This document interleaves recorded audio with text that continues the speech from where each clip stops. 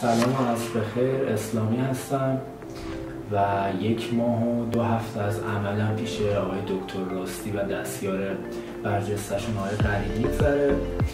فرایند عمل بسیار عالی و بدون استرس برام سپری شد، بدون تامپون عملم رو انجام دادم و 1 هفته بعد از عملم با حداقل مشکل برام سپری شد.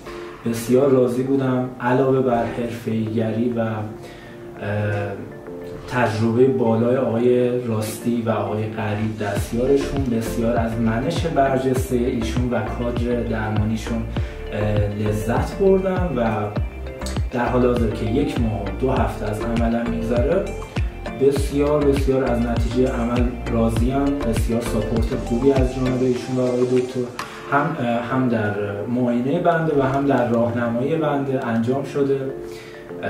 خیلی خوشحالم از انتخابی که کردم. پیشنهاد میکنم حتما یک سری